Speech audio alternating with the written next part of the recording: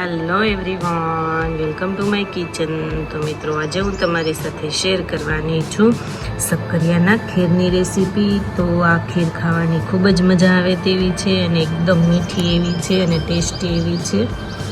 તો આ ખીર તમે ઉપવાસમાં ખાઈ શકો તેવી એકદમ સરસ આ ખીર છે। શિવરાત્રિમાં કે રામનવમીમાં પણ તમે આ ખીર બનાવીને ખાઈ શકો તે એકદમ આ સરસ ખીર છે।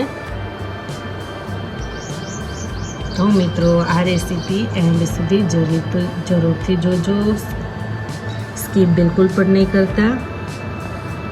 તો મિત્રો, મારી ચેનલમાં હજી સુધી તમે નવા હોય તો મારી ચેનલને લાઈક કરજો, શેર કરજો, સબસ્ક્રાઈબ કરજો અને મારા આવા જ નવા વિડીયોને જોવા માટે બેલ આઇકોન બટનને પ્રેસ કરજો, જેથી કરીને તમને મારા નવા વિડીયોની નોટિફિકેશન સૌથી પહેલાં મળે। તો ચાલો બનાવવાનું સ્ટાર્ટ કરીએ।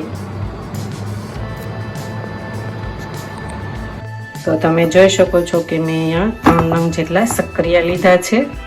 તો હવે તેને આપણે સારી રીતના ચોખ્ખા પાણીમાં આ રીતના એકદમ ઘસીને વોશ કરી લઈશું। તેમાં કાંઈ પણ કચરું કે રેતી ચોંટી હોય તે નીકળી જાય।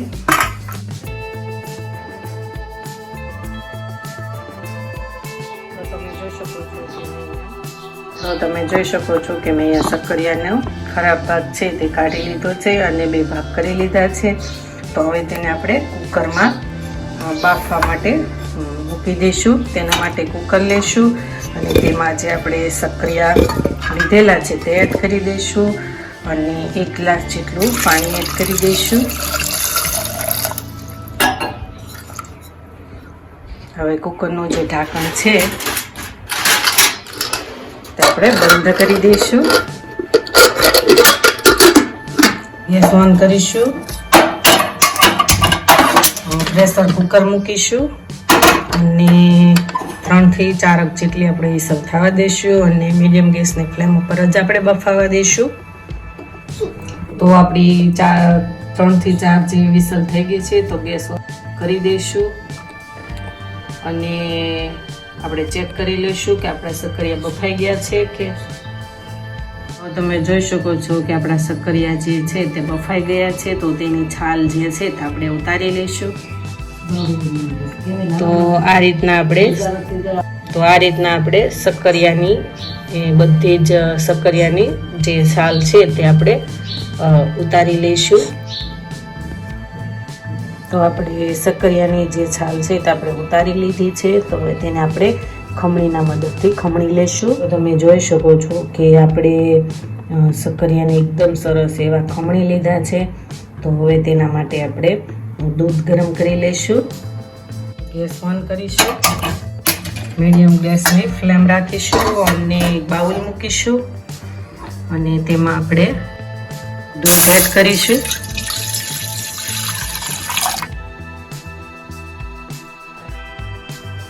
તો મેં અહીંયા 500 ગ્રામ જેટલું દૂધ લીધું છે। તો હવે તેને આપણે એકદમ સરસ ઘટ જેવું ગરમ થવા દઈશું। તો આપણું જે દૂધ છે તે એકદમ સરસ ગરમ થઈ ગયું છે। તો તેમાં ખાંડ એડ કરી દઈશું।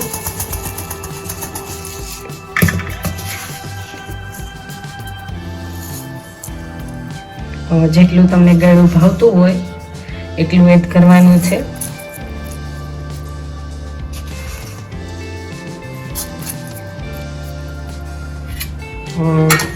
મિક્સ કરી લેશું।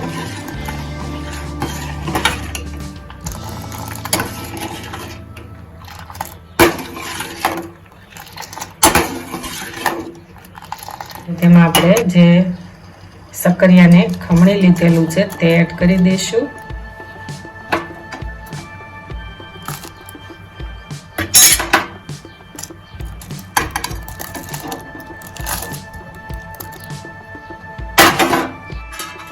તો મિક્સ કરી લેશું।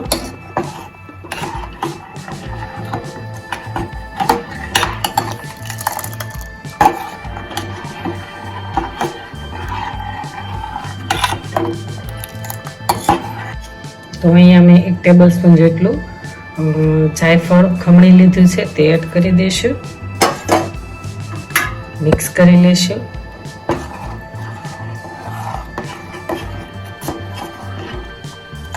હવે તેને આપણી જે ખીર છે તે ઘટ થાય ત્યાં સુધી આપણે તેને આ રીતના સતત હલાવતા રહીશું.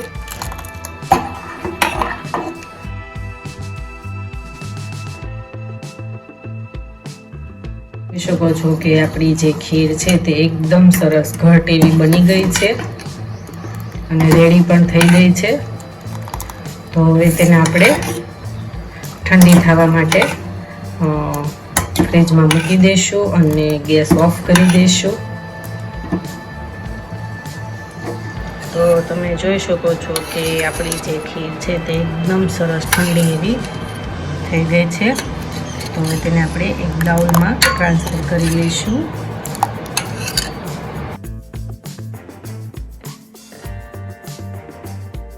તો મેં અહીંયા કાજુ, બદામ અને પિસ્તાનો ભૂકો કરેલો છે, અધકચરો એવો, તે એડ કરી દઈશું.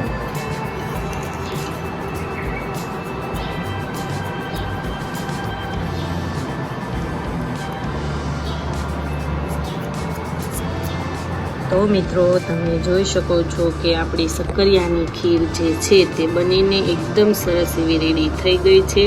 તો આ ખીર ખાવાની ખૂબ જ મજા આવે તેવી છે અને એકદમ મીઠી એવી છે. તો મિત્રો આ રેસીપી એન્ડ સુધી જરૂરથી જોજો, સ્કીપ બિલકુલ પણ નહીં કરતા. તો મિત્રો હવે આપણે નવા વિડીયો સાથે ફરી મળીશું. Thank you for watching.